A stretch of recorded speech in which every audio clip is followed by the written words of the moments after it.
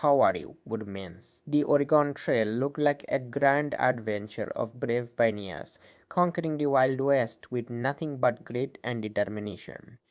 But here's what they don't show you. Most travelers spend their days knee in mud, fighting off mosquitoes and their brains out from dysentery. The Oregon Trail wasn't some heroic journey.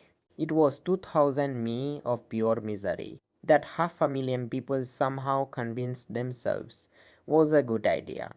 Oh, and if you are enjoying these stories, I'd really appreciate a like or subscribe. Super curious where you're all listening from. So, drop a comment with your location and what time it is there. Always blows my mind how people are falling asleep to this all over the world. Alright, let's head back to 1847. Trust me, it's going to be quite a ride. So, congratulations. You just woke up in a cramped one-room cabin in Independence, Missouri. It's April 1847 and your eyes are struggling to adjust to the dim light filtering through the oiled paper window. The rough hew wood floor beneath your straw mattress is cold against your bare feet. You can smell coffee brewing over the hearth fire mixed with the lingering scent of last night's cornbread and the earthy musk of the nearby livestock. Your name is Thomas Benton. Well, that's what everyone's been calling you since you are old enough to pull weeds from your first cornfield. And this morning isn't like other mornings. Today is the day your family joins a wagon train heading west to Oregon. 2000 mi of unknown territory stretching ahead of you. Your pa has been talking about Oregon for months now. Ever since your neighbor Mr. Wilkins came back from a meeting in town with wild stories about free land. 160 acres for anyone willing to walk it. That's bigger than the entire town of Independence. That's more land than your family has ever dreamed of owning. Thomas, you up yet? Your ma's voice cuts through your thoughts. She's already been awake for an hour, packing the last of your family's belongings and cooking breakfast. Coming, Ma? You pull on your rough cotton shirt and homespun trousers. The fabric is scratchy against your skin, but it's sturdy. Needs to be for what lies ahead. In the main room, your little sister Sarah is helping Ma pack food into a wooden crate. Your pa is outside checking the wagon one last time. You spent the last month getting ready, selling most of what you own, buying supplies, fixing up the old farm wagon. Eat quick now, Mar says, handing you a tin plate with cornmeal mush and a strip of salt pork. We need to be at the meeting spot by 7. The food is hot and filling. You savor it, knowing that meals on the trail won't be this good. You've heard stories from other families who've made the journey. 6 months of hardtack, beans, and whatever game the men can shoot. Outside, April morning is cool but promising warmth later. Your pa is walking around the wagon, checking every bolt-on joint. It's not one of those big Conestoga wagons you've seen in drawings. Those are too heavy, too expensive. Yours is a farm wagon, what folks are calling a prairie schooner with wooden hoops bent over the top and a canvas cover stretched tight. Morning sun, Pa says when he sees you. Ready for the big adventure? You nod, though your stomach knots with a mix of excitement and fear. You're leaving behind everything you've ever known. Your school, your friends, the graves of your baby brothers who didn't survive their first winters. Come help me with the oxen, P says. The 4 oxmen are already yoked and waiting. They're not the family's original work animals. But traded the farm horses for these beasts last month. Horses might be faster, but they can't pull as long or eat as little as oxen, and they're more likely to be stolen by Indians. Indians. The word sends a shiver down your spine. You've heard stories. Some say they'll attack the wagon trains. Others say they're mostly peaceful. Your ma packed an extra tin of sugar and some bright cloth scraps for trading with them just in case. By the time the sun is properly up, your family is ready. The wagon is packed so full you can barely see inside it. Barrels of flour and cornmeal, bags of beans, dried meat, coffee, sugar, tools for farming and building your Mars, prized cast iron skillet and Dutch oven, seeds for planting your piece rifle and ammunition, and a small chest with your family Bible and your Mars wedding quilt. Everything else you owned has been sold or given away. There's barely room for people in the wagon. Not that it matters. You'll all be walking most of the way. Only the very young, very old, or very sick ride in the wagons. Time to go, P says, and there's a catch in his voice. He was born in this cabin, built by his own father. Leaving it behind is harder than he lets on. Ma wipes her eyes with her apron, then squares her shoulders. Sarah clutches her egg doll, the only toy she was allowed to bring, and looks up at you with wide eyes. It's going to be okay, Squirt, you tell her, though you're not entirely sure yourself. The wagon cacks as P flicks the reins and calls to the oxen. The wheels turn, and just like that, you're leaving the only home you've ever known. The journey to the meeting spot takes less than an hour. As you approach, you see dozens of other wagons already gathered in a large field on the outskirts of town. Men are checking harnesses and wheels. Women are organizing supplies. Children run between the wagons, playing tag while they still can. At the center of it all stands a tall man with a bushy beard and weathered skin. This must be Mr. Davidson, the wagonmaster who will be leading your train. Your pa told you he's made that journey 3 times already. However, imagine anyone wanting to do this more than once. As your wagon pulls up, other families nod in greeting. You recognize some from town. The Millers with their 5 children. Old widow Jenkins, who's traveling with her son's family. The Browns, who sold their blacksmith shop to buy supplies for the journey. Mr. Davidson climbs onto a wagon and raises his hands for quiet.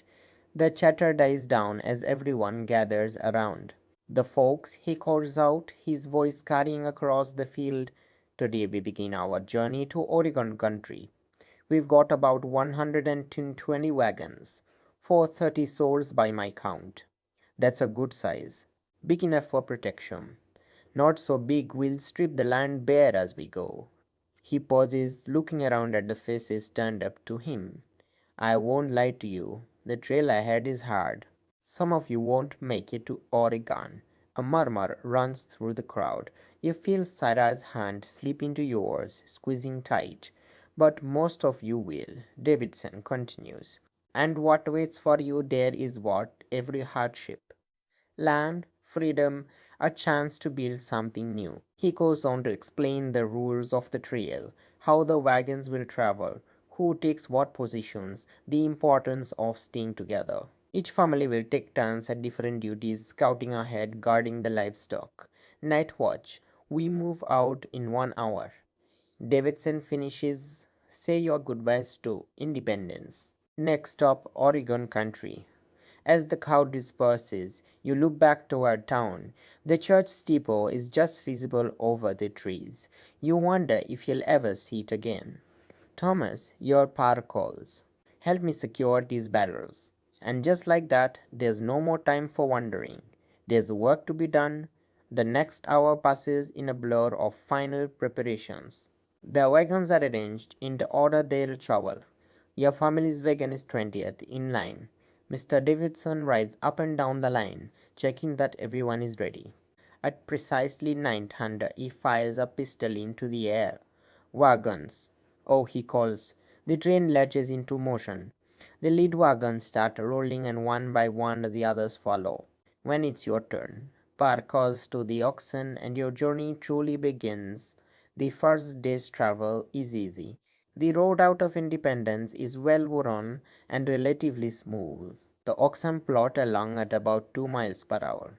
You walk alongside the wagon with Sarah while Mar sits on the wagon seat with P. The other wagons stretch ahead and behind as far as you can see, like a great snake winding across the landscape. By midday, the excitement has worn off. Your feet hurt, and the dust kicked up by the wagons ahead makes you cough. Sarah is dragging her feet, complaining of tiredness. Up you go, you say, lifting her onto the wagon. There's no room inside, but she can sit on top of the canvas covered supplies. When are we going to get to Oregon? She asks. You laugh. Not for a long time, Squad. We've got about 170 days of this. How are you? And you? Thanks for, oh no, just until October or so, you tell her. We'll get there before the snow falls, if we are lucky. If we are lucky. You had the stories of the Donna party, trapped in the mountains by early snow last year, the rumors of what they did to survive. You shuddered and pushed the thought away. The first day ends after about 15 miles. Mr. Davidson signals for the wagons to form a circle for the night. Not because of any danger from Indians this early in the journey, but because it's good practice. The circle creates a corral for the livestock and defines the camp. Setting up camp is chaotic at first. No one quite knows what they're doing yet, but within an hour, tents are pitched, fires are lit, and the smell of cooking food fills the air.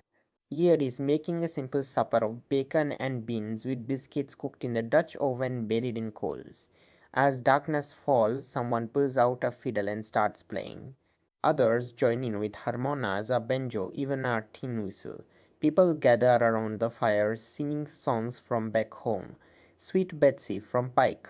Oh, Susanna, Buffalo Girls. You sit with your family, watching the stars come out above the prairie. They seem brighter here, away from the lights of town. Sarah falls asleep in your ma's lap, worn out from the day's excitement. Get some rest, Far tells you.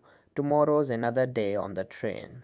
You crawl into the small tent your family has pitched beside the wagon.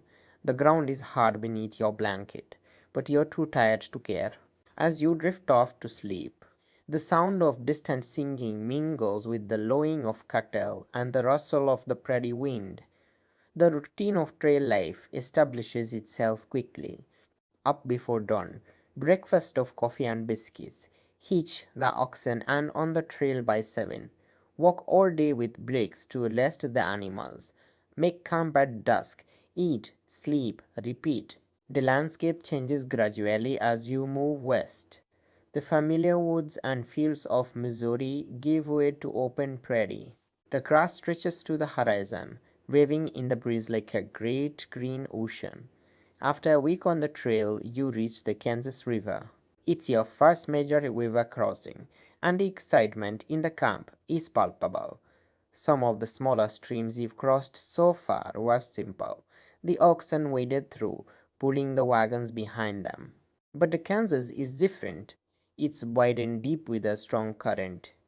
Mr. Davidson calls a meeting. We'll be finger wagons across, he announces. There's a trading post here that runs a ferry. It would cost $2 per wagon. There are grumbles from some of the men. $2 is a lot of money. It's that or risk losing your wagon and everything in it, Davidson says sharply. I've seen too many people try to ford this river and lose everything.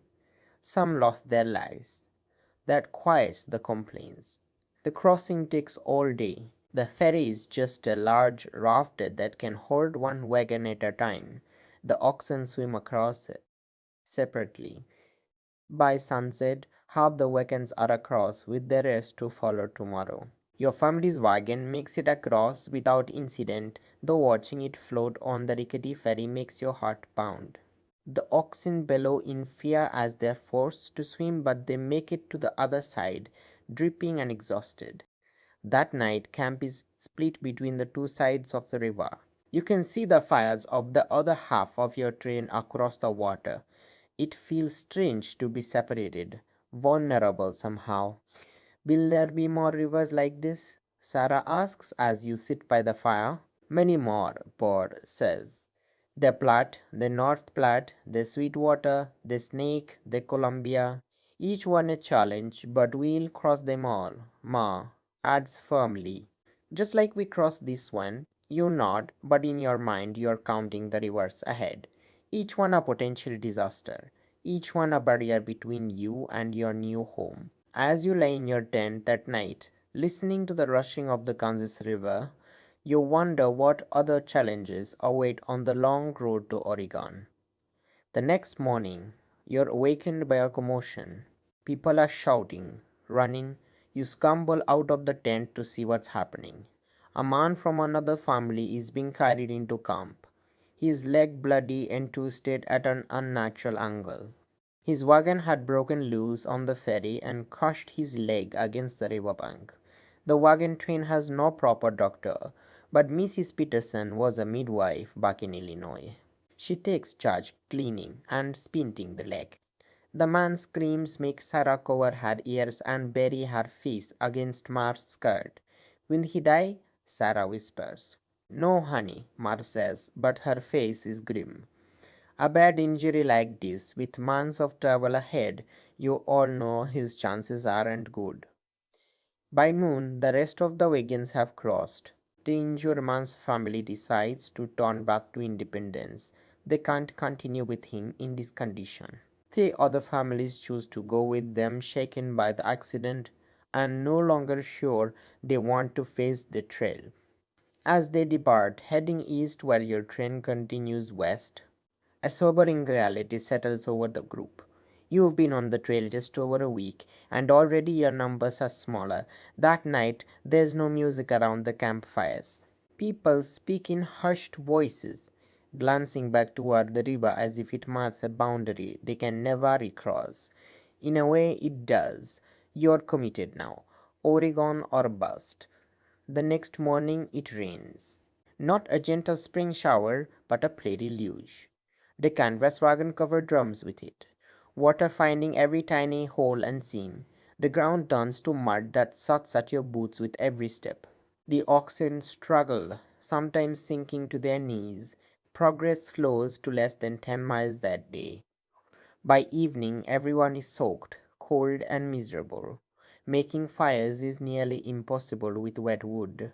Families huddle in their wagons or under them, eating cold food and trying to stay warm. Your Mara somehow manages to keep a small fire going long enough to heat coffee. The hot liquid is the only comfort on this miserable night. The rain continues for 3 days. On the second day, one of the wagons gets stuck so deeply in mud that even with 4 extra teams of oxen, it can't be pulled free.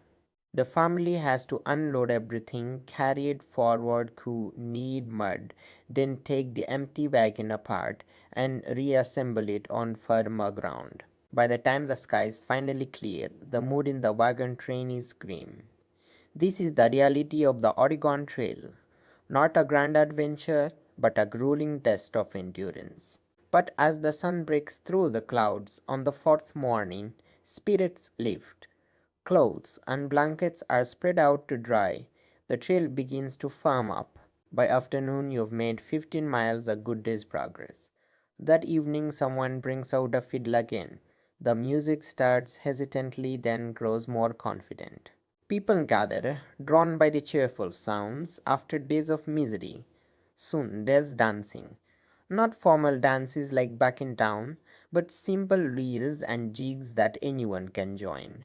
You find yourself pulled into a circle dance by Miller's daughter, a girl about your age with freckles and a quick smile. The mud is forgotten as you spin and stomp, laughing at your own clumsiness. For a few hours, the hardships of the trail fade away. Yet not pioneers facing an uncertain future. Yet just people enjoying music and company under the vast prairie sky. As May turns to June, the wagon train falls into a rhythm. Wake, eat, travel, make camp, sleep. The days blend together, marked only by changes in the landscape and the occasional landmark. You cross into what Mr. Davidson calls Indian territory. The land here doesn't belong to the United States. It's home to various tribes, some pushed west from their original lands. Everyone is more alert now, scanning the horizon for signs of danger, but the first Indians you encounter are peaceful. A small group approaches the wagon train led by a man in a mix of traditional dress and white man's clothing. Through a translator, one of the scouts who speaks a little of their language, they offer to trade fish meat for coffee and sugar. Yarpar gives Ma a nod and she brings out the trade goods she packed. The exchange is quick and respectful on both sides. That night, your family enjoys fresh venison instead of the usual salt pork. See, Par says to you and Sarah, most Indians just want to trade, same as anybody else. You treat them fair, they'll treat you fair. You nod, but you notice he still keeps his rifle closer than usual that night. As June progresses, the heat becomes intense. The prairie stretches endlessly, the grass now bleached yellow by the sun. Water becomes precious. Some days the only sources are muddy streams or stagnant ponds. The oxen are losing weight despite the abundant grass. The pace slows as Mr. Chess. Davidson insists on longer rest periods during the hottest part of the day. Disease appears in the camp. Several children come down with measles, spreading quickly among the wagons. Two of the youngest die and are buried by the trail, their small graves marked with stones and wooden crosses. Sarah catches it too, her face covered in angry red spots, her small body burning with fever. For 3 terrifying days you watch Ma tend to her, bathing her with precious water to bring down the fever, praying over her. At night you take over driving the wagon so can help with Sarah and Ma can focus on nursing her. On the fourth day her fever breaks. The relief in your parents' faces makes your own eyes sting with tears you're told to shed. You're getting to be quite the wagon master, Pa tells you, his hand heavy on your shoulder. It's the closest he's come to saying he's proud of you. By the end of June, you've reached the Platte River. Unlike the Kansas, it's wide but shallow, more of a giant muddy puddle than a proper river, but it's still a milestone. You've traveled about 250 miles from Independence. Only about 150 miles to go. The wagon train spreads out along the Platte, following its course west. The water isn't good for drinking, too silty, but the river valley provides a natural road west and water for the livestock. One evening, as you are helping Parr with the oxen, Mr. Davidson rides up. Benton, he says to your Parr, I need your boy tomorrow. We are sending a hunting party out. Need someone quick and quiet to help drive the game. P looks at you, a question in his eyes. You nod eagerly after weeks of walking beside the wagon. The chance for a different task, a month's task, is exciting. He'll be ready at dawn, Pa tells Davidson. That night, you can hardly sleep. A real hunting party. You've helped P hunt back home, but this will be different. You'll be helping feed the whole wagon train. In the grey light before sunrise, you join the hunting party. 5 men and you, the only boy. They give you an own flintlock rifle that's almost too heavy to hold. Your job is to circle wide around any game they spot and drive it toward the waiting hunters. The day is long and hot, but exhilarating. By sunset, you've helped bring down 3 deer and a dozen rabbits. When you return to camp with the meat, you stand a little taller. For the first time, you feel like you are truly contributing to the journey, not just following along. As the wagon train continues along the Platte, the landscape begins to change. The endless flat prairie gives way to more varied terrain. In the distance, you can make out the first hints of hills, the beginning of the long climb toward the Rocky Mountains. July finds your wagon train reaching Fort Kearny, a military outpost on the Platte. It's the first sign of white civilization you've seen in weeks, and the excitement in the camp is palpable. The fort itself is unimpressive, just some wooden buildings surrounded by a low wall, but to your eyes, after so long on the trail, it looks like a city. There's a small store where families can replenish supplies, a blacksmith to repair wagon parts, and best of all, a post office where letters can be sent east. Your man spends the evening writing a long letter to her sister back in Missouri. You add a few lines at the end, telling your cousin about the hunting trip and the Indians you've met. The letter will take months to reach them, carried east by military couriers and stagecoaches. The wagon train stays at Fort Kearny for 3 days. It's a welcome break from the constant travel. The oxen rest and graze on relatively fresh grass. People wash clothes in the river, trade stories with other wagon trains, and enjoy the luxury of sleeping inside the fort's walls, safe from any potential dangers. But the trail beckons. Oregon is still more than 1,500 meters away, and summer won't last forever. On the fort, Mr. Davidson gives the order to move out. The wagons form their line once more, and your journey continues. As July turns to August, the real challenges of the Oregon Trail still lie ahead. The easy part is over. Now come the mountains, the deserts, the hardest river crossings. The journey has already changed you. Your skin is dark from the sun, your hands calloused, your legs stronger than they've ever been. But the Oregon Trail will demand more from you yet. And in your heart a question burns. Will it all be worth it when you reach the promised land of Oregon? Only time will tell. The Platte River becomes your silent companion for the next several hundred miles. Unlike other rivers that cut through the land with purpose, the Platte sprawls lazily across the prairie, a mile wide and an inch deep. As the joke goes among the wagon trains, it's really more like a foot deep in most places, but still, you could practically walk across it if you didn't mind getting wet. August has settled in with beetle heat. The water in the Platte is too silty to drink, full of fine sand that'll tear up your insides. Instead, folks dig wells near the river, about 10 feet deep, where the water seeps in clearer after filtering through the ground. Your daily routine has solidified into something between misery and monotony. At 4 a.m., the night watchman fires his rifle to wake the camp. You hear your mustering immediately, the rustle of her dress as she crawls out of the tent. She's always first up, starting the morning fire before most folks have even opened their eyes. My fort hanty, you're putting on your boots. They're stiff from yesterday's mud, cracked from constant wetting and drying. Your feet have calluses on top of calluses now. When you started the journey, you had two pairs of boots. You're on your last pair now, and they're falling apart. Some folks have taken to wrapping their feet in rags when their shoes give out. Sarah stirs in her blanket next to yours. How ready? She mumbles. Yep, Ma's making Johnny cakes. Better get up if you want some warm. The smell of cornmeal cooking on the skillet gets you moving. Ma works magic with the simplest ingredients. Cornmeal, water, a pinch of salt and a scrape of precious sugar when she's feeling generous. Everyone has the same basic supplies, but no one makes Johnny cakes like your ma. By 500 a.m., he has rounded up the oxen from the night's grazing. They look thinner than they did in Independence, ribs starting to show through their hides, but they are still strong.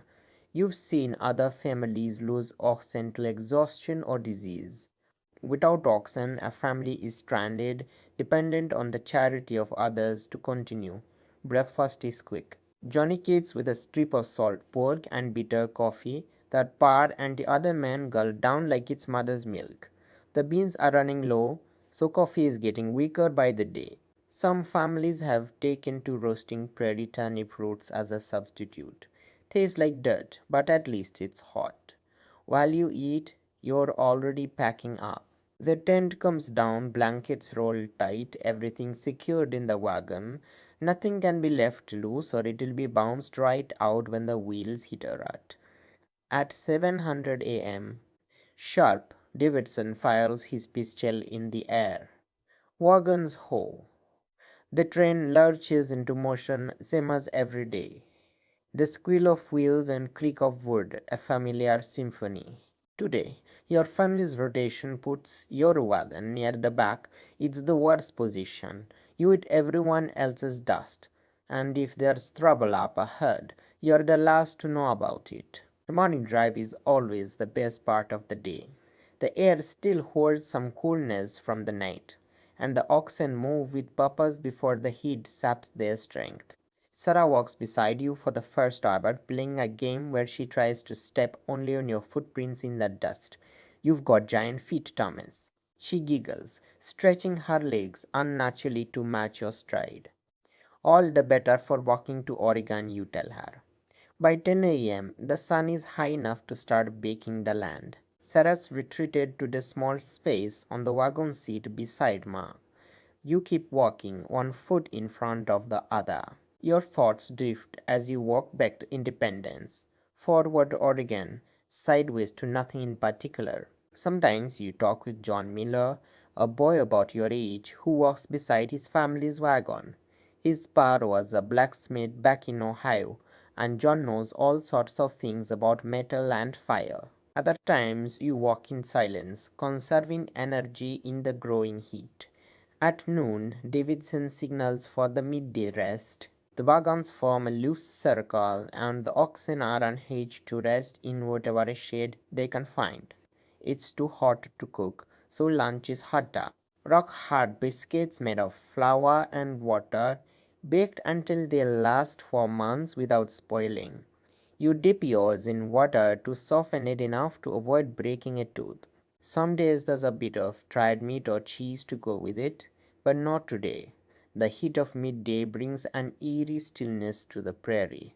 Even the insects quiet down, waiting for the worst to pass. The only sounds are the soft lowing of the oxen and the occasional cry of a baby from one of the wagons. Everyone moves slowly, saving their strength. Ma has taken to using this time to check Sarah's hair for lice. A constant battle on the trail where bathing is a rare luxury. Sarah squirms under Maru's fingers but knows better than to complain. You've seen what happens when lice get out of control. The Pearson family had to shave their daughter's head last month when they couldn't get rid of the infestation. At 2 p.m., it's back on the trail. The afternoon stretch is the hardest. Hot, dusty, and seemingly endless. The landscape barely changes. Just a black river on your right, and the prairie stretching to the horizon on your left. Occasionally, you'll pass the grave of someone from an earlier wagon train, a stark reminder of the trail's dangers. Some have proper markers with names and dates. Others are just mounds of earth already being reclaimed by the prairie grass.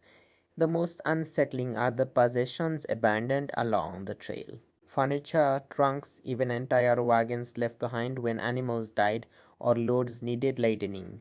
Back in June, these discards horrified everyone. Now they're just landmarks 2 miles past the broken piano, someone might say when giving directions. Today's excitement comes around 400 p.m. when a scout rides back from the front of the train with news of a buffalo herd ahead.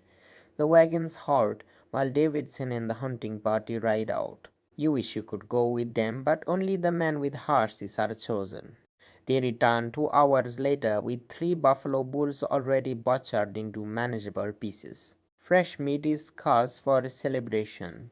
Tonight, everyone will eat well. Camp that evening is more animated than usual. The smell of roasting buffalo meat permeates the air. Families share their portions with neighbors, creating a patchwork feast. The Browns contribute wild onions they gathered along the trail. The Wilsons have a precious jar of pickles they've been saving for a special occasion. Even Mr. Davidson seems to relax a bit, accepting a plate from your merest smile. Fine cooking, Mrs. Benton, he says, reminds me of home. After dinner, someone brings out a fiddle. Mr. Everard, a tall man with hands like hammers, cradles the instrument as gently as a baby and draws the bow across the strings. The music rises into the twilight air. Oh, Susanna, a favor among the travelers. People gather in the center of the wagon circle, first just tapping their feet, then dancing in earnest. P surprises you by taking Mary's hand and leading her into a lively reel. You'd never seen them dance before. Mary's cheeks flush pink and she looks younger, suddenly like the girl she must have been when P first met her. Sarah tugs at your sleeve. Dance with me, Thomas. Before you can protest, she's pulling you into the sucker. You're clumsy at first, too aware of people watching, but the music works its way into your bones. Soon you're swinging Sarah around, both of you laughing. For a few precious hours, the hardships of the trail fade. You're not pioneers struggling toward an uncertain future. You're just people enjoying music and company under the vast prairie sky. But morning comes too soon, and with it the familiar routine. The journey waits for no one. The terrain begins to change as August wears on. The flat prairie gives way to more rugged country. In the distance, you can make out actual hills, the first real elevation change in hundreds of miles. Chimney Rock rises from the plains like a beacon, visible for days before you actually reach it.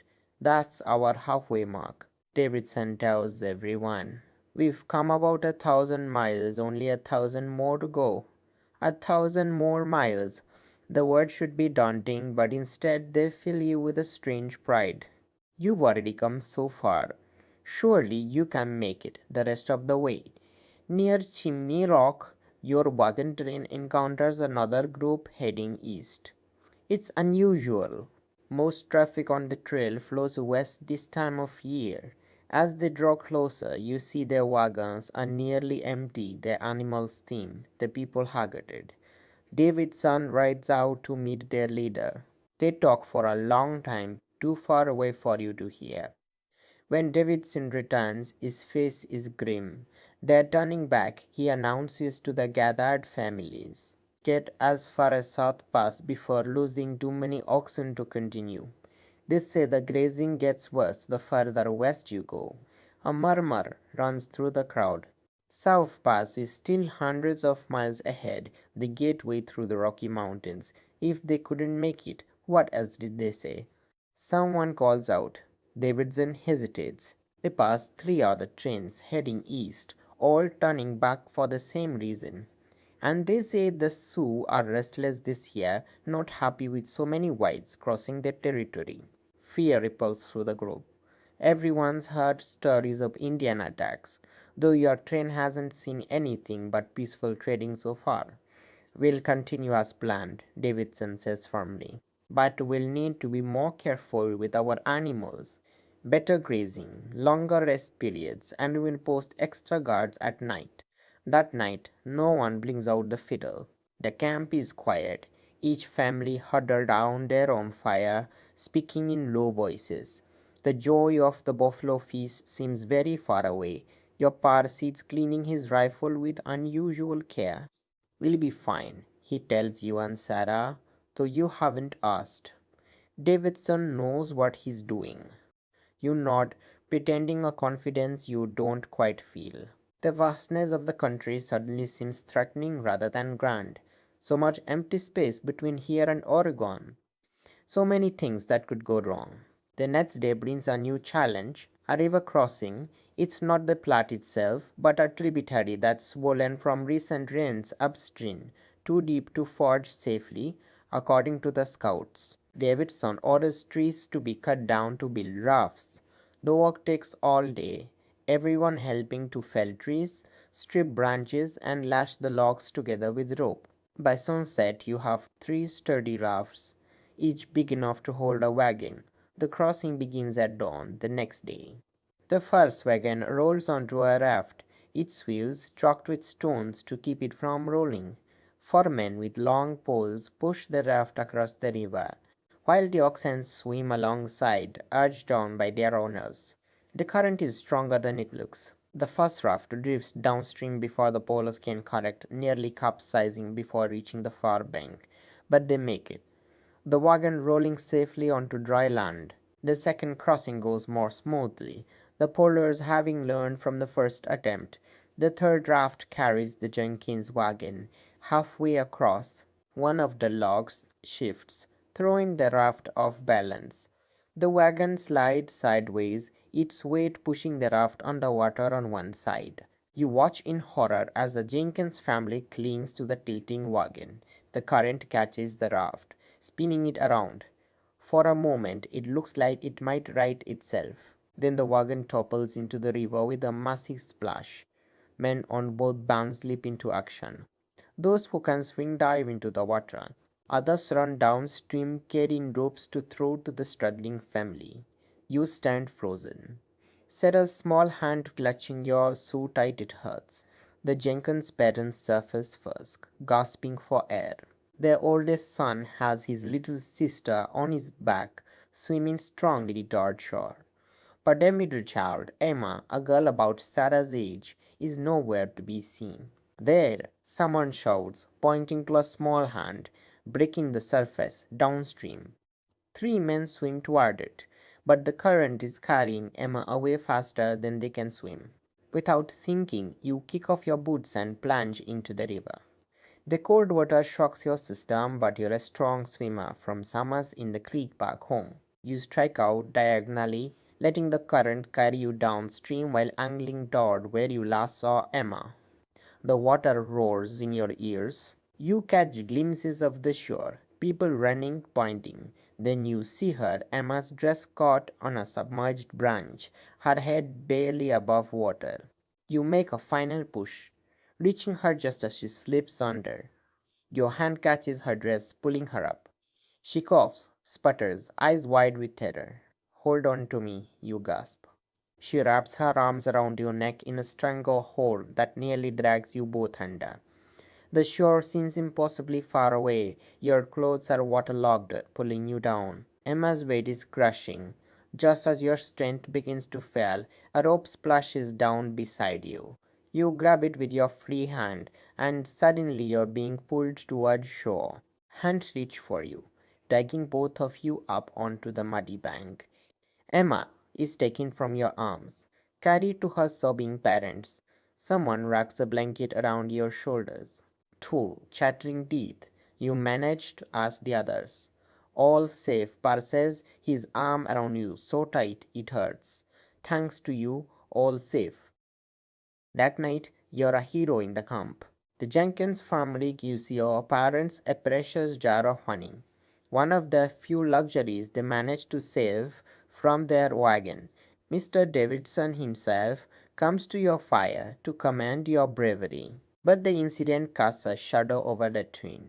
The Jenkins lost nearly everything: their wagon, most of their supplies, all their treasured possessions from back home. Other families contribute what they can spare, but it's not much. Everyone's supplies are running low. What will they do? You ask P as you watch the Jenkins setting up a makeshift shelter with borrowed canvas. They'll ride with other families, P says. We'll make room. That's how it works out here. Today them, tomorrow could be us. The Jenkins' oldest son rides with you again the next day. He's quiet, still in shock from the near tragedy. You don't know what to say to him, so you just walk in silence, occasionally pointing out interesting rocks or prairie doggos, small distractions from his family's loss. By the time you reach Fort Laram in late August, the wagon train has settled into a new rhythm. The Jenkins family is split among three wagons, including yours. Emma rides with Sarah in the back of your wagon. The two girls have become inseparable, finding comfort in each other after the river trauma. Fort Laram is larger than Fort Kearney, a proper military outpost with soldiers in uniform and solid buildings. The sight of the American flag flying over the fort brings unexpected tears to Mar's eyes. Feels like civilization, she says, wiping her cheeks quickly. The fort offers a chance to resupply at steep prices. Part trades one of your spare wagon wheels for flour and coffee. The wheel is worth far more, but there's no arguing with the fort's traders. They know they're the only option for hundreds of miles. The truly precious commodity is information. Soldiers and traders at the fort have news from both east and west. The war with Mexico is over, with America gaining vast new territories. Gold has been discovered in California, triggering a rush of fortune seekers. And most importantly for your journey, the reports from Oregon are good. Fertile land, moderate climate, growing settlements. Your train stays at Fort Laramie for 4 days. The break from travel is welcome, but there's still work to be done. repairing wagons, restocking supplies, tending to the sick. Two families decide to winter at the fort rather than risk the mountain crossings with the seasons changing. Your train will leave with fewer wagons than it arrived with. On the eve of departure, Mr. Radier Davidson calls a meeting. The easy part is over. He tells everyone bluntly, from here on, we face mountains, deserts, and the vast river crossings. The next stretch to Fort Bridger will test us all. He pauses, looking around at the faces gathered in the fort's courtyard. Anyone having second thoughts should stay here. No shame in waiting till next year. Better that than dying in the mountains. No one from your wagon group steps forward, though you see worried glances exchanged between some of the couples. The Jenkins family surprisingly stands firm. We've come this far, mister, Jenkins says. Might as well see it through. That night you lie awake in your tent, listening to the unfamiliar sounds of the fort. Soldiers calling to each other as they change guard, the distant nickering of cavalry horses. Tomorrow you'll be back on the trail, heading into country more rugged than anything you've seen so far. P's voice comes soft in the darkness. Proud of you, Thomas, what you did for that Jenkins girl. Not every man would have done the same, man. He called you a man, not a boy. You feel a warmth spread through your chest. That has nothing to do with the August heat. Need some rest. Power continues. Big day tomorrow, but sleep is elusive. Your mind races with thoughts of what lies ahead. Mountains looming on the horizon. The promise and peril of the unknown trail. The journey has already changed you in ways you're only beginning to understand. 1,000 miles down, 1,000 to go. The true test of the Oregon Trail still awaits. The land west of Fort Laram has a different feel. Wilder, somehow less forgiving. The gently rolling prairie is replaced by broken country with sharp ridges and deep gullies. The trail follows the North Platte River, but even the river seems different here, faster, colder, as if eager to escape this harsh terrain. September brings unpredictable weather. One day might be blazing hot, the next suddenly cold with biting wind. The mornings always dawn with frost. Now the ground crunching under your boots until the sun rises high enough to melt it. Your wagon train has shrunk to 70 wagons. Besides the families who stayed at Fort Laram, you've lost two more. One turning back after their oxen died, another forced to stop when the father broke his leg falling from the wagon seat. Or less competition for grass and water, P says pragmatically. Though you notice he doesn't look at Ma when he says it, everyone knows the real cause of each family that turns back or stops. Fewer hands for the difficult tasks ahead, fewer rifles if there's trouble. The trail grows steeper as you continue west.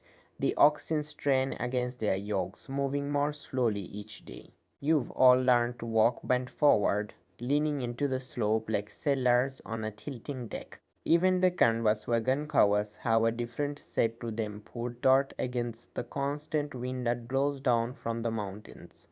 One morning, as you help me hitch the oxen, you notice dark clouds building to the west. Not the usual afternoon thunderclouds, but something different. A solid wall of darkness that stretches across the horizon. Trouble coming, P mutters, following your gaze. By noon, the darkness has resolved into distinct shapes. Riders, dozens of them, moving fast across the plain toward the wagon train. Davidson orders the wagons into a defensive circle. Women and children inside, men with rifles forming a perimeter. Sarah clutches your sleeve, her eyes wide. Indians, she whispers. Looks that way, you say, trying to sound calmer than you feel. P hands you his old pistol, a single shot flintlock that's seen better days. Stay with your ma and sister, he says, checking the priming on his rifle. You know how to use this if needed. The riders approach to within rifle range, then stop. One breaks away from the group, riding slowly toward the wagons with his hand raised. Davidson and three other men walk out to meet him. The rest of you wait, tense and silent, watching the encounter. The meeting goes on for what seems like hours but is probably only minutes. Then Davidson and the others return to the wagons. It's a band of Sioux. Davidson announces, "I want to trade, not fight."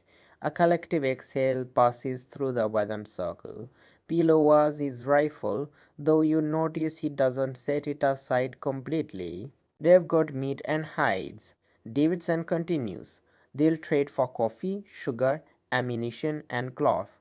Fair trades only. We need their goodwill to pass through their territory." The trading begins cautiously. A few Indians enter the wagon circle while the rest wait outside. They are tall men wrapped in buffalo robes despite the mild day, their faces painted with red and black stripes. They move with a confidence that makes the white men seem awkward in comparison. One approaches your wagon holding up a buffalo hide. Pa nods to Ma, who brings out a small sack of coffee beans, one of your last. The Indian examines it, sniffs it, then holds out the hide. Maya sips it with a smile and a nod. The Indian's gaze shifts to Sarah and Emma, who are watching wide eyed from the wagon. He says something in his language, then Mima is rocking a baby, pointing to the girls and holding up two fingers. He's asking if they're sisters, translates Mr. Wilson, who traded with Indians before. Ma shakes her head, points to Sarah, then to herself and P, then to Emma, and toward the Jenkins wagon. The Indian nods. From inside his robe, he produces two small items. Dolls made of buckskin with real hair for the heads and tiny beaded dresses. He offers them to the girls. Sarah looks to Ma, who nods. Both girls accept the dolls with shy smiles. Part starts to reach for something to trade in return, but the Indian holds up his hand, shaking his head. He touches his chest and says something that sounds like "we," then points to the river ahead and makes a crossing motion with his arms. He's warning us about the river crossing. Mr. Wilson translates, says it's dangerous this time of year. The trading continues throughout the afternoon. By sunset, the Indians ride away with coffee, sugar, ammunition, cloth, and even a few metal tools. The wagon train has fresh meat, buffalo hides, and moccasins, softer on the feet than worn out boots. That night, Sarah sleeps with her new doll clutched to her chest. You hear a whisper to it about Oregon, promising a nice house with a real roof once you get there. 2 days later, you understand the Indians' warning. The trail leads to a crossing of the North Platte. Not a ferry this time, but a dangerous ford where the river spreads wide and shallow. Shallow for a river anyway, still deep enough to reach the wagon beds. Davidson sends scouts to find the best crossing point. They return with grim faces. There isn't mountain range of soul in the river beyond its usual September level. There's no good ford to be found. We'll have to float the wagons, Davidson decides. Caulk the wagon beds, waterproof everything inside, and float them across like boats. It's risky business. Each wagon must be partially disassembled. The wagon box sealed with pitch and tar, then floated across while men wait alongside, guiding it through the current. The oxen swim across separately, struggling against the icy flow. The first few wagons make it across safely though. Then comes the Petersman wagon. Halfway across, it hits a hidden rock and tilts sharply. Water pours in and within seconds the wagon is swamped. "Mister, we Emma." Peterson and his sons manage to save some of their possessions, forming a human chain to pass items to shore.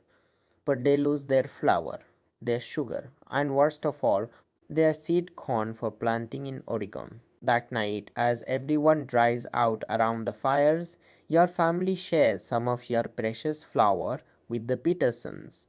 Other families contribute what they can spare. No one says the obvious that without seed corn, the Petersons may not survive the first year in Oregon. "We'll make it," Mr. Peterson says, his voice rough with emotion. "One way or another, we'll make it." The river crossing takes 3 full days. Two more wagons are damaged, though none as badly as the Petersons.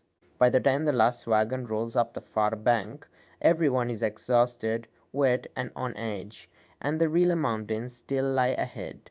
The trail now leads through country, unlike anything you've seen before. Towering cliffs of red rock, deep canyons, forests of pine and fir that smell sharp and clean after the dusty prairie. The air is thinner here, making your lungs work harder. At night, the cold is intense, frost forming on the inside of the wagon cover by morning. Food becomes the constant worry. Game is scarcer in the mountains, and what the hunters do bring back is lean. The animals having already lost their summer fat in preparation for winter.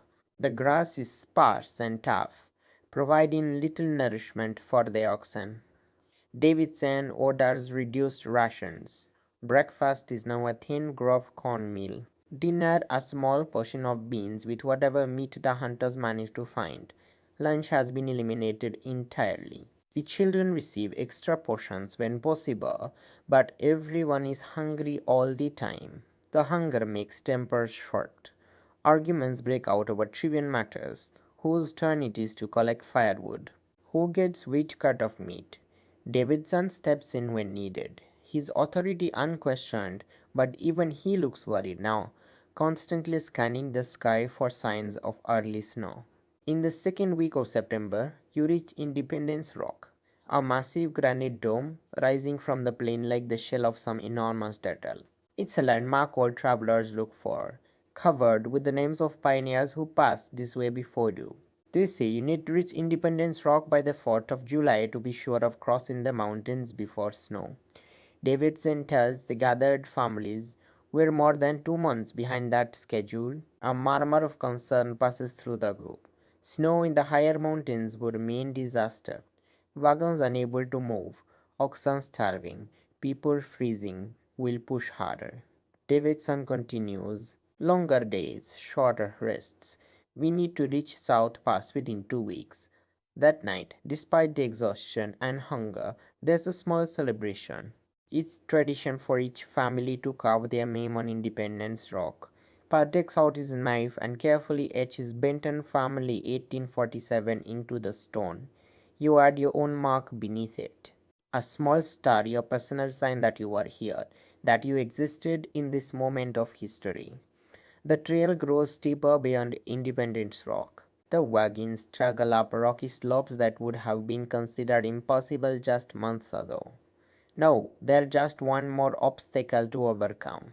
The oxen are visibly thinner, ribs showing through their hides. Some can barely pull their loads and must be alternated with stronger animals.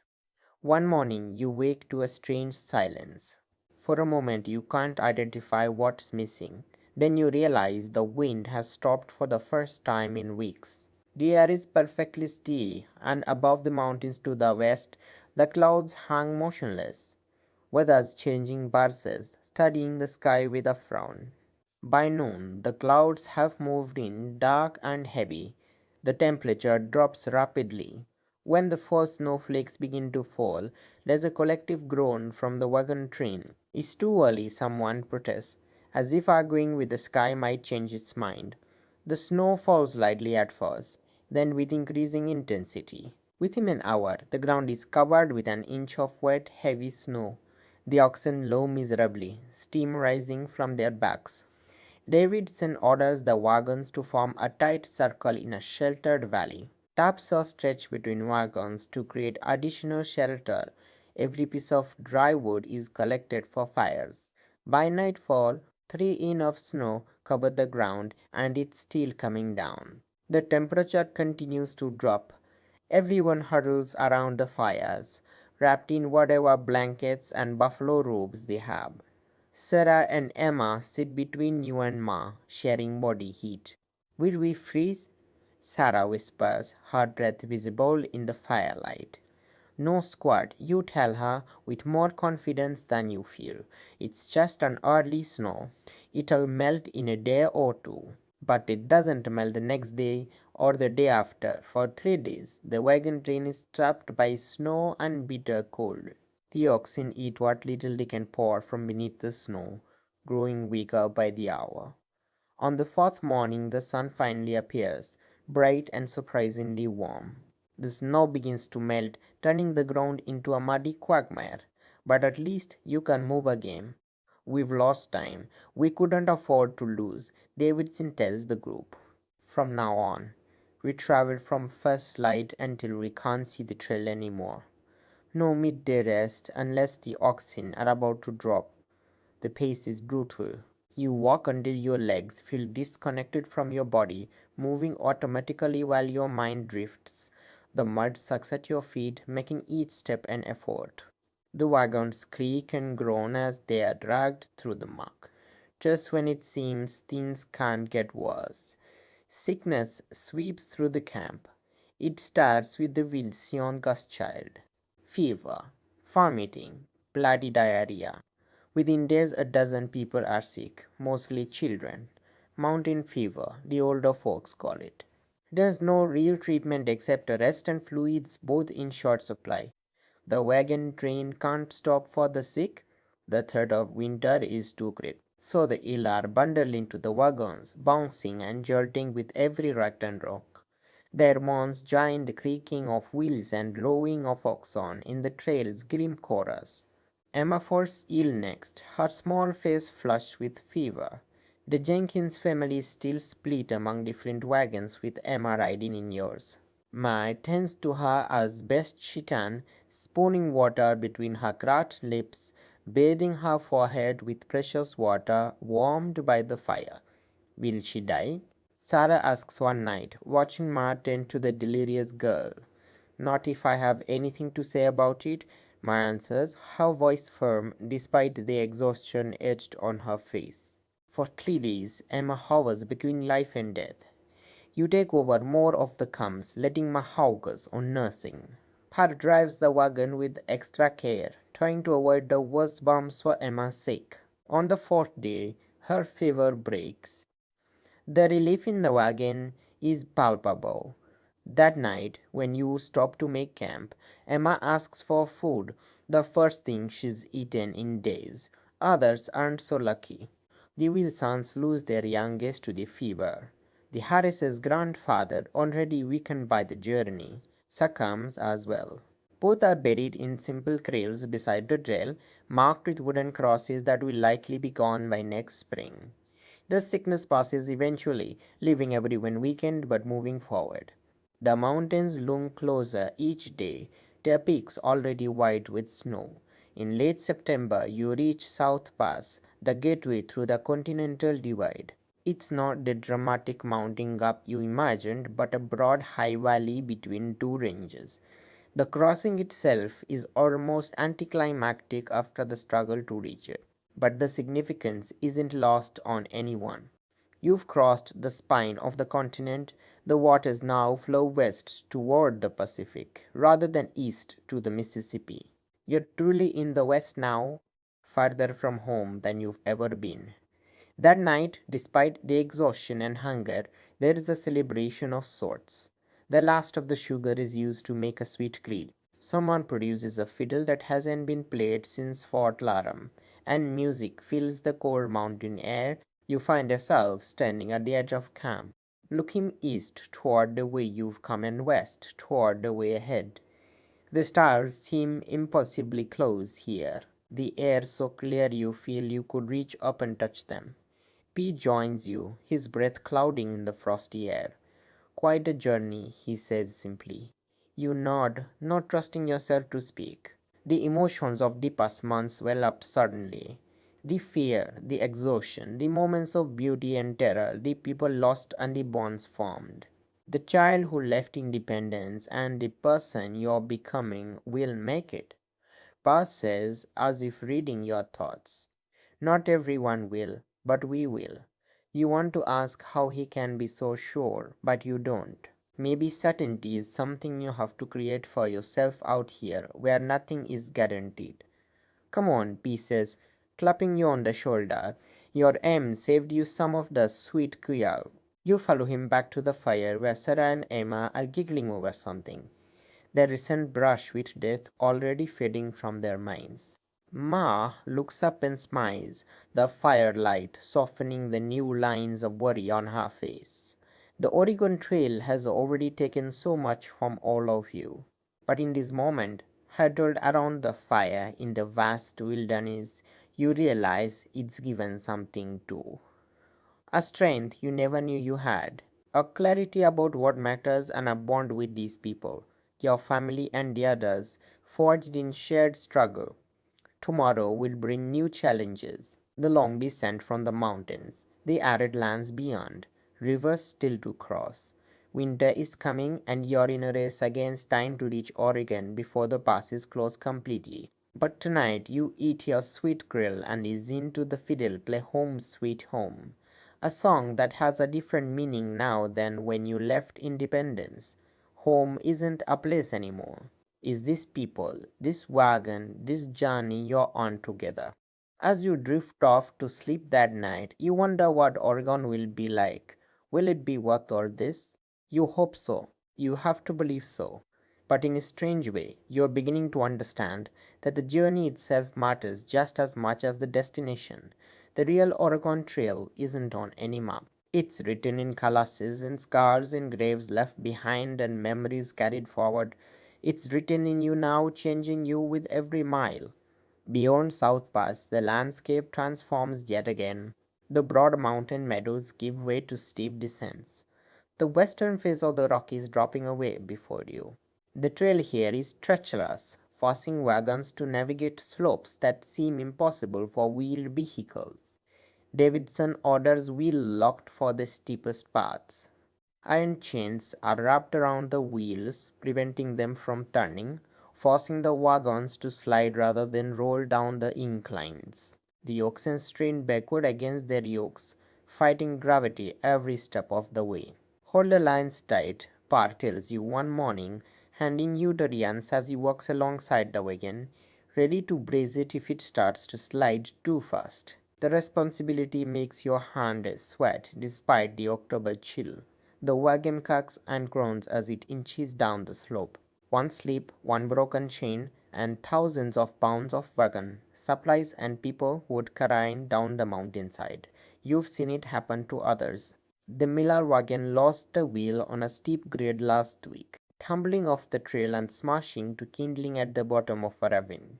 The family survived but lost nearly everything they owned. Reaching the bottom of each descent brings only momentary relief. The next ridge always looms ahead, another obstacle to overcome. The trail crosses countless streams, icy cold and swifted with mountain runoff. Most are shallow enough to ford, but after heavy rain, even a small creek can become a raging torrent. October brings a new concern. Not just cold, but the constant threat of early winter storms. The first snow beyond South Pass melted quickly. The second, a week later, lingered in shady spots for days. Everyone knows the third might be the one that stays until spring. How much further to Fort Bridger? You ask P one evening as you help him rub down the oxen. The poor beasts are exhausted, their ribs showing prominently through their hides. Davidson says 3 maybe 4 days if the weather holds, P answers, his breath clouding in the cold air. It'll be our last chance to resupply before Blue Mountains. Fort Bridger becomes the focus of everyone's hopes, a place to rest, to find food and medicine, to repair wagons and equipment to one to breaking point by the mountain passage. In the evenings around the fires, people speak of it like a paradise, though you had it's little more than a trading post with a palisade wall. The weather cooperates mostly. Days are crisp and cold, but clear, the October sun providing just enough warmth during the middle hours. Nights drop well below freezing now, ice forming in water buckets by morning. Extra guards are posted to watch for mountain lions and bears, hungry and aggressive as they prepare for winter. On the third day after your conversation with P, the wagon train rounds a bend in the trail, and there in the valley below sits Fort Bridger. It's even less impressive than you imagined. A collection of rough log buildings surrounded by a wooden fence that looks like it wouldn't stop a determined child, let alone hostile Indians. But it's civilization of a sort, and right now, that's enough. The first trading post is doing brisk business with the steady stream of immigrants heading west before winter. Prices are exorbitant, twice what they were at Fort Laram, but people pay without complaint. There's no choice. Your family trees to buffalo robes and Mars silver brooch, a wedding gift from Hanmother for flour, coffee, and salt. Pagels for ammunition, reluctantly paying a small gold coin he's kept hidden in his boot since independence. Highway robbery, he mutters as you leave the trading post. But we'll need the bullets. Game gets scarce in the Blue Mountains, especially once snow flies. The most valuable commodity at Fort Bridger isn't food or supplies, but information. Travelers heading east bring news of conditions ahead. While the fort's traders share what they've heard from other wagon trains, the news isn't good. Early snow has already fallen in the Blue Mountains. The Columbia River is running high and fast with autumn rains. And most worrying, a wagon train that left Fort Bridger just 10 days earlier encountered a party of Cayuse Indians who seemed unusually hostile. We'll need to push hard, Davidson tells the gathered families. I'm aiming to reach the Dells before the end of November. From there, we can draft down the Columbia to the Willamette Valley. The Dells, another mysterious name that's become a milestone in your journey, the last major obstacle before Oregon, from what you heard. The wagon train stays at Fort Bridger for 2 days. It's barely enough time to rest the oxen, but no one complains. Every day spent here is one less day to reach Oregon before winter sets in. When you move out on the third morning, the train is smaller again. Four families have decided to winter at the fort rather than risk the Blue Mountains with the season advancing. Your father considered it. You overheard him discussing it with Ma late one night, but ultimately decided to continue. We've come this far, he told her, and I don't trust that trader Bridger. Something off about him. The trail beyond Fort Bridger enters yet another type of terrain. High desert plateau, sagebrush stretching to the horizon in all directions. The earth is dusty despite the season. The air dry enough to crack lips and knuckles. Water becomes the primary concern with springs and streams growing scarce. Go to reach the Snake River, Davidson tells everyone. Follow it northwest all the way to Fort Hall, but it's 3 days hard travel to get there. Those 3 days are among the hardest yet. The trail crosses a barren waste where nothing grows but scubby sagebrush and bitter greasewood.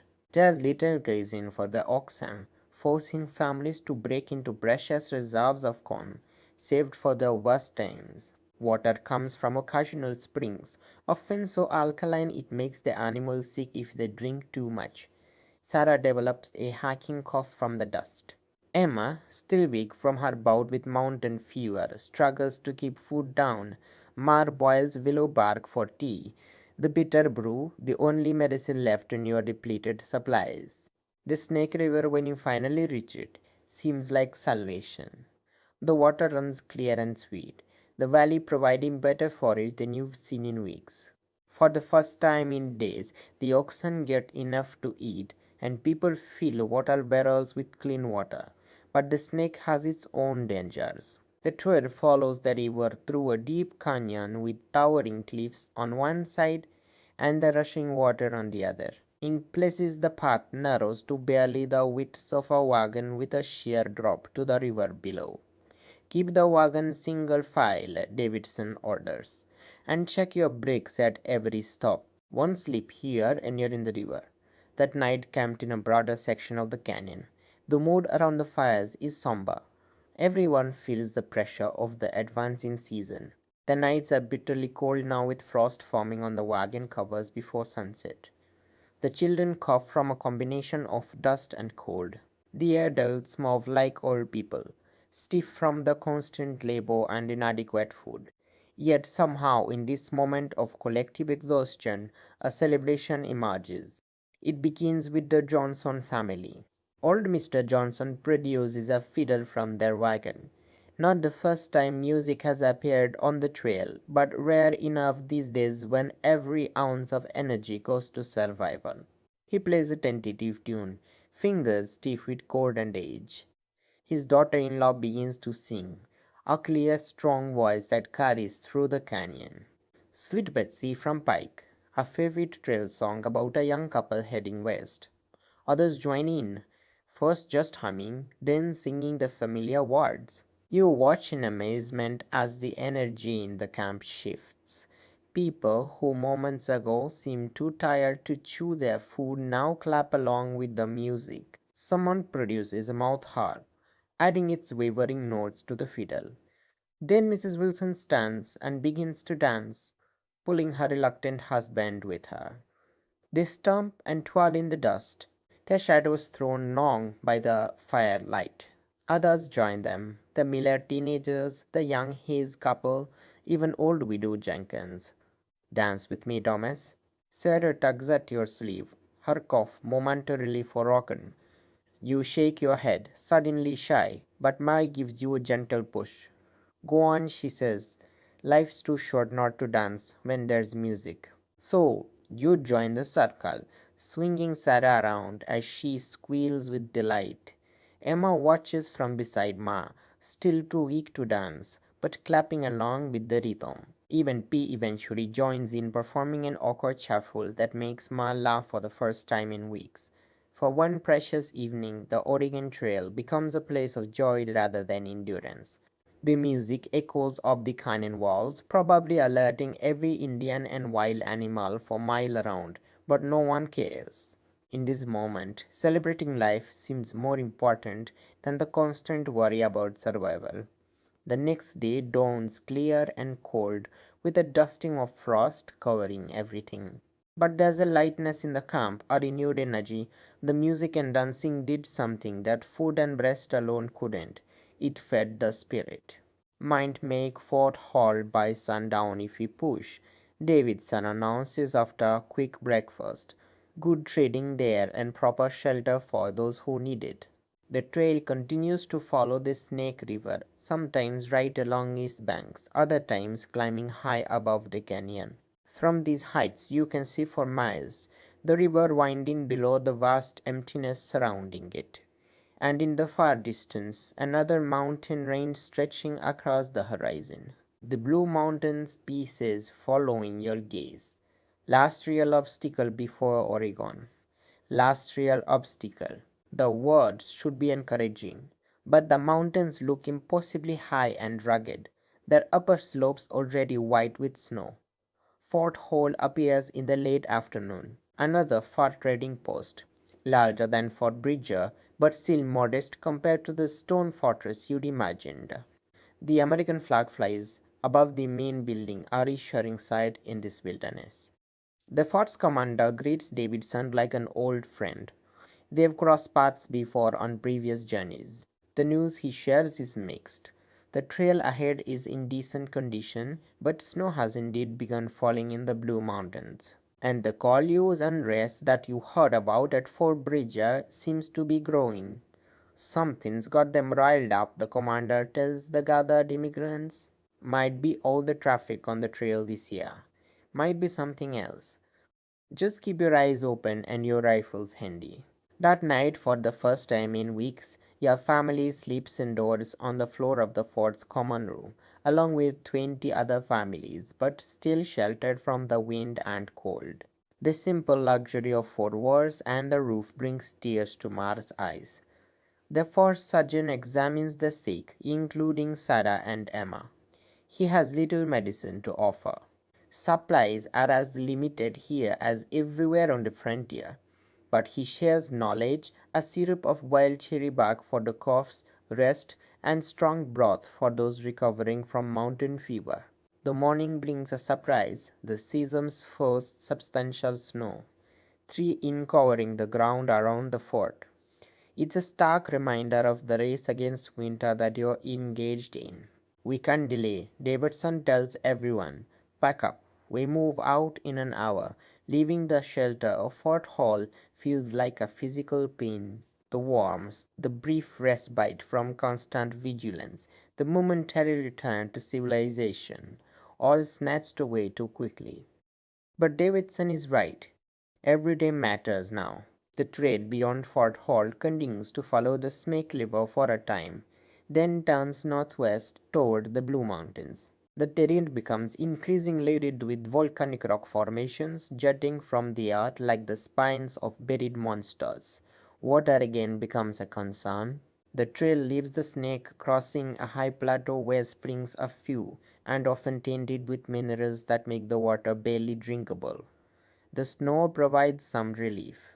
Melted is pure enough, but not sufficient for so many people and animals. Signs of previous wagon trains become more evident here.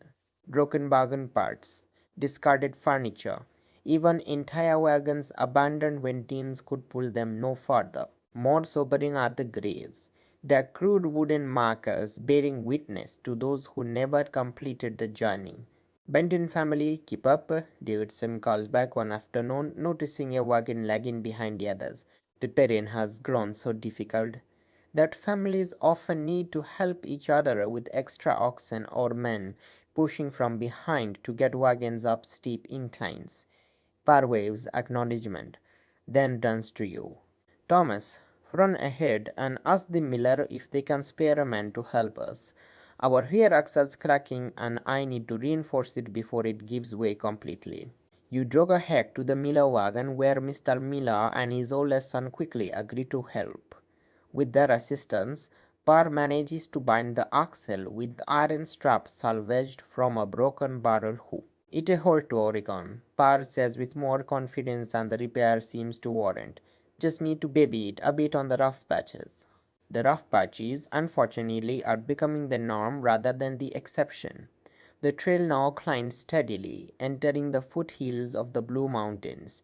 The weather grows colder with each day, the snow deeper on the higher slopes, visible ahead. A week after leaving Fort Hall, the first serious snow of the journey begins to fall. Not the light dusting you'd experienced before, but heavy wet flakes that quickly accumulate on the ground.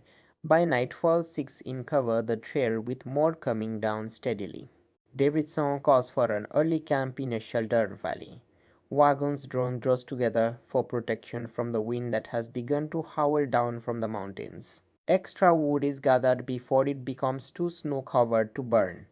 The oxen are brought into the wagon circle, canvas stretched between wagons to provide them some shelter.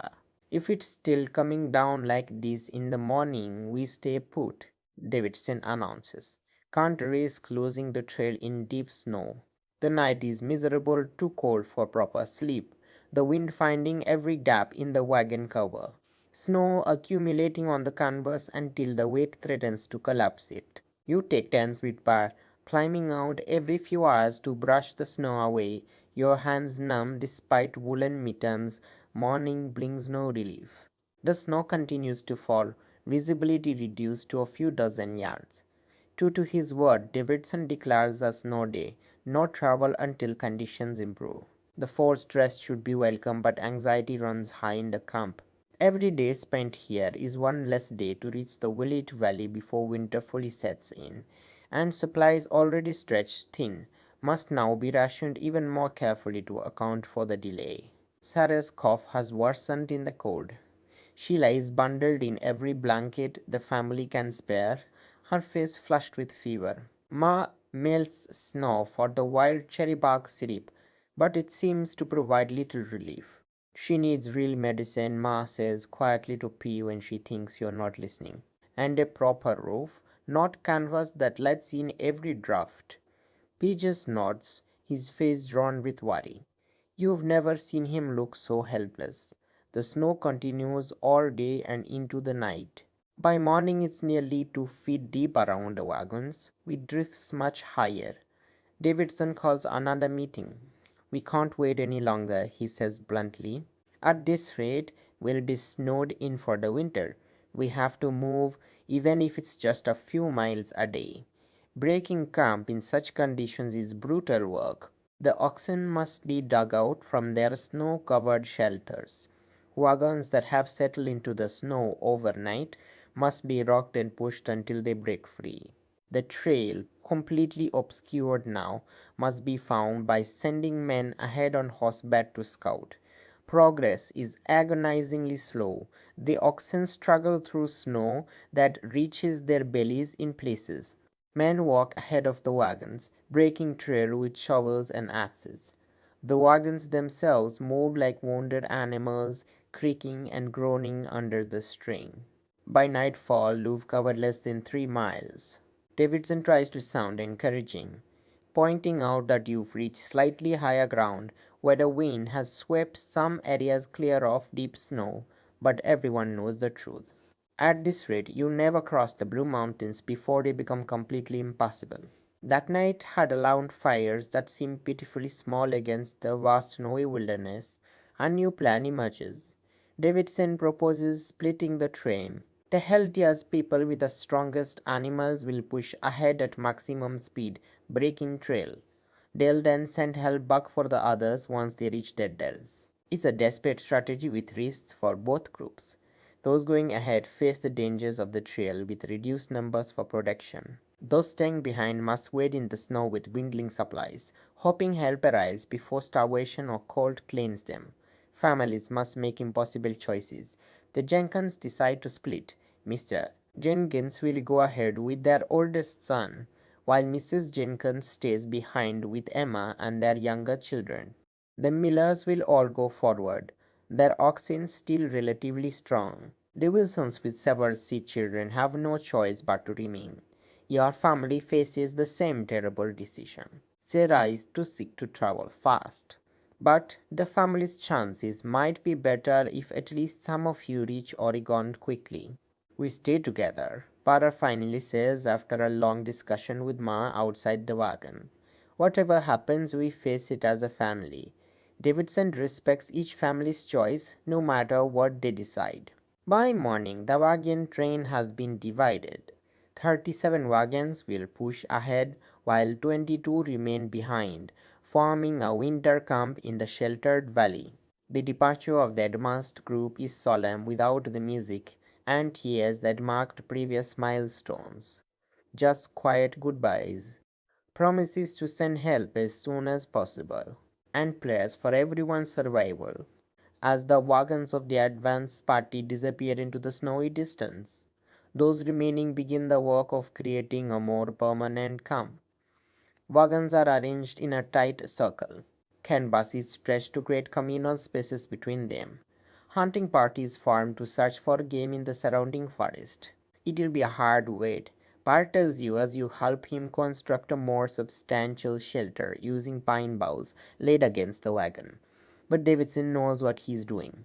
Help will come. You nod, wanting to believe him. But as you look at Sarah, huddled and coughing in the wagon, and at the other families preparing for a long siege by winter, a cold fear grips your heart that has nothing to do with the snow swirling around you. The Oregon Trail has brought you 1,800 miles from independence.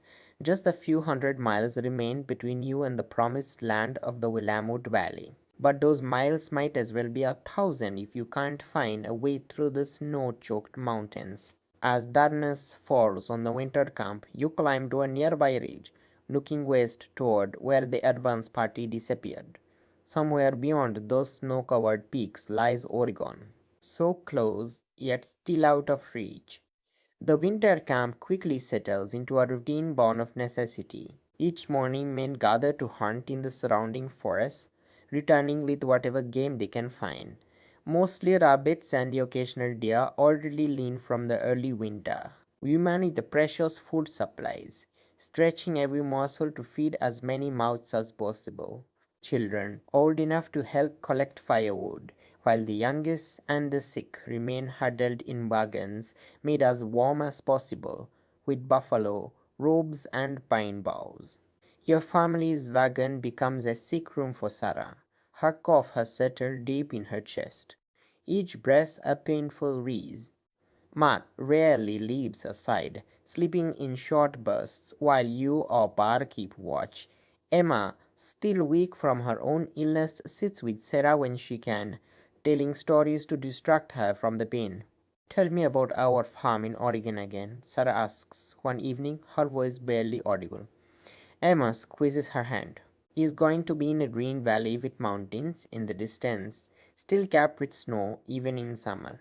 There'll be a stream running right through the property, clear water full of fish. The soil is so rich that anything you plant just shoots up like magic. Will we have our apple trees? Sarah's eyes are bright with fever, but focused on this dream of the future. A whole orchard, Emma promises, and you and I will climb the trees and eat apples until our stomachs hurt. Sarah smiles, then closes her eyes, drifting into fitful sleep. Emma looks up at you, standing at the wagon's entrance. She'll get better, won't she? She whispers. You nod, not trusting your voice. The truth is, no one knows. 3 children have already died in the winter calm, their small bodies buried in frozen ground marked with crosses made from wagon parts. But Sarah is strong. She survived measles back in Kansas territory and a fall from the wagon that would have killed a less resilient child. She'll make it, you tell Emma. We all will. A week passes with no sign of improvement in the weather.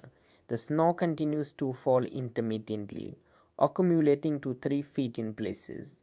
The oxen grow thinner. Despite efforts to find forage for them beneath the snow, some families begin to slaughter their weakest animals, preserving the meat and saving the remaining feed for the strongest. Parr joins a group of men attempting to follow the trail blazed by the advance party, hoping to at least keep it open. They return after 2 days, half frozen and exhausted, having made it only 15 miles before being turned back by a new storm. Trails already drifting over, Pa reports to Ma that night, his voice low. If help doesn't come soon, he doesn't finish the thought. He doesn't need to. Food becomes the constant worry. Hunting grows less productive as game either migrates away or burrows deep to escape the cold. The communal supply is already rationed, dwindle alarmingly. Meals shrink to a thin gruel in the morning and a small portion of meat or beans at night. The children receive priority, but everyone feels the constant gnaw of hunger. The second week brings new challenges. A pack of wolves, themselves hungry in the early winter, begins to circle the camp at night. Their howls echo through the darkness, sending chills through everyone huddled around the fires. 2 oxmen are lost to the predators before the men organize a constant armed watch. On the 15th day, just as despair begins to take root, a shout from the perimeter breaks the morning quiet. Riders coming from the west. Everyone who can move rushes to look through the lightly falling snow. A group of riders approaches. 10 men on horseback leading pack mules laden with supplies. The lead rider is John Miller, who left with the advance party. His face is gaunt but triumphant as he rides into the camp. We made it through, he announces to the gathered crowd. The advance party reached the Dells 5 days ago. Davidson organized this relief party immediately. We brought food, medicine, and news. The news is mixed. The advance party made it through the Blue Mountains but not without losses. 2 wagons went off the trail in whiteout conditions. The families saved, but their possessions lost. 1 man froze to death on watch duty, but the majority arrived safely at the Dells, the last major outpost before the final push to the Willet Valley. The trail's passable, but just barely, Miller explains as supplies are unloaded and distributed. We marked it well with flags on tall poles that should stand above the snow. It's about a week's journey at best. There's some more immediate concern. The relief party can't transport everyone. They brought enough supplies to sustain the camp for another 2 weeks, but the truly sick or weak need to be evacuated now. Sarah is among the first chosen to go. How our cough has worsened, and Ma's worried look when she checks her fever tells you everything you need to know. The Jenkins family is also selected. Emma still too weak for the harsh journey on foot. Ma will accompany Sarah, riding double with one of the relief party. UNP will remain with the wagon, following as soon as the trail is clear enough for oxen to pass. The farewell is hurried. The relief party wants to make as much distance as possible before nightfall. Ma holds you tight, whispering fierce instructions to take care of P and yourself. Sarah, bundled in every blanket that can be spared, manages a weak smile from the arms of the rider she'll travel with. See you in Oregon, she whispers as they ride away. The camp feels emptier after their departure, though more than half the original group remains. The fresh supplies boost morale, but everyone knows the real challenge still lies ahead. Getting the remaining wagons through the mountain passes to the dells. For another week, you wait as the weather alternates between clear, bitter cold and fresh snowfall. Hunting parties go out daily with diminishing returns. The oxen are hitched to empty wagons and walk in circles to keep them from growing too weak. Every evening, someone climbs the nearby ridge, looking west for signs of another relief party. On the eighth day after the first relief party left, the lookout spots more riders approaching. This time it's Davidson himself with 15 men and additional pack animals. Time to move, he announces without preamble. We've got a break in the weather and the trail's as clear as it's going to get. Pack only what you absolutely need. The rest stays behind. The abandonment of possessions is brutal but necessary. Furniture, books, keepsakes, even clothing. Anything not essential for survival is left in a great pile in the center of the camp. Some items might be retrieved in spring, but most will be lost to the elements or scavenging animals. Your family's wagon is stripped to the bare minimum. Food, weapons, tools, the tent, and a few personal items. Ma insisted you bring for her. The photograph of her parents, Peace father's Bible, Sarah's rag doll. Small things that connect you to who you were before the Oregon Trail. The departure from the winter camp is solemn. 22 wagons arrived here. Only 17 will leave. 5 families decided to winter in place rather than risk the mountain crossing, planning to continue in spring when the pass is clear. The journey that follows tests you in ways you never imagined possible. The trail, though marked with flags, is often barely discernible beneath the snow. The oxen struggle through drifts that sometimes reach their shoulders. Men walk ahead, breaking trail with shovels and axes. Progress is measured not in miles but in yards.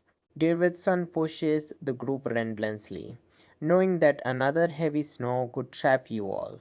The days start before dawn and end well after dark, the way lit by lanterns hanging from the lead wagon. There's no proper camp setup, just quick meals of cold food and a few hours of exhausted sleep beneath the wagons. On the third day, you reach the highest pass through the Blue Mountains. The wind howls across the exposed ridge, driving snow and ice crystals that cut like tiny knives.